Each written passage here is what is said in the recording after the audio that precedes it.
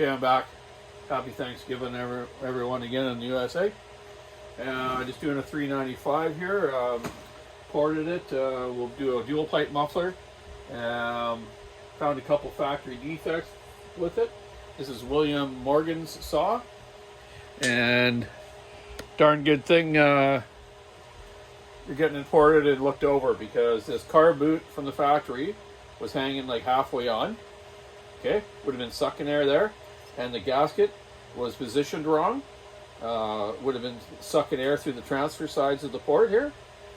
So if you would have ran this out of the box, it probably would have blown up the first day, or just not run right. You would have kept running it and thinking, hey man, there's something wrong here. By that time, it probably would have scored this beautiful, nice piston.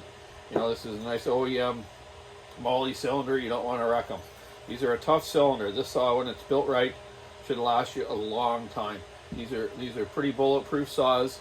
There is still some available at some dealers around, but it's getting a little hard to find. They are made in Brazil.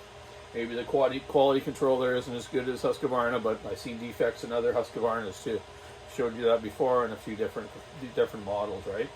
But yeah, the car boot was definitely hanging halfway off. The clamp was way up over here. So just another thing. My guys should really take a new saw and go over it. Really, you just never know what happens. You know, and that you shouldn't have to do that, but in reality, I just want to do it. I just don't want something to happen, especially when you spend this kind of money on something. That's why you shouldn't have to, but you really should. So, anyways, just saying. Hope everyone has a great day down there for Turkey Day, and I'm gonna have chicken quesadilla tonight. No turkey here tonight.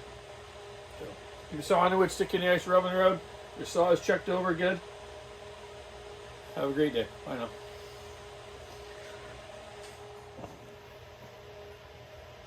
Did the video about the defects of the saw from the factory. You know, I just wanted to say, you know, like, I do a lot of different stills, Huskies, all different models, right? I don't see as many defects really at all on stills. I do notice on the 261s, sometimes there's a bit of flashing in the transfer ports, and you know, I just clean them up so none of that chrome gets through the motor, right? So I've seen that on a few of those, but there are other models, 462, 500s and whatnot. They're all very clean. There's no schlag or little grapes, I call, in all the ports. You know, you get the odd ones got a little piece in there, but nothing like a car boot not attached or a gasket in wrong. I never see stuff like that on a still. I do on Huskies. You know, I'm a big Husky fan. I'm a fan of all saws. You know, you know that. You know, McCulloughs, Poulan's, Dalmars, everything. You know, but as far as a good work saw is, you know, I just see that a little more often on the Huskies. I also wanted to say on these 395s, really watch your choke arm lever. Okay, where your choke lever goes to this little arm that comes off here.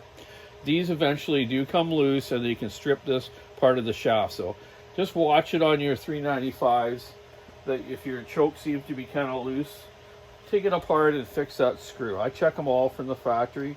This one's okay, but I'm just saying, just watch that kind of stuff.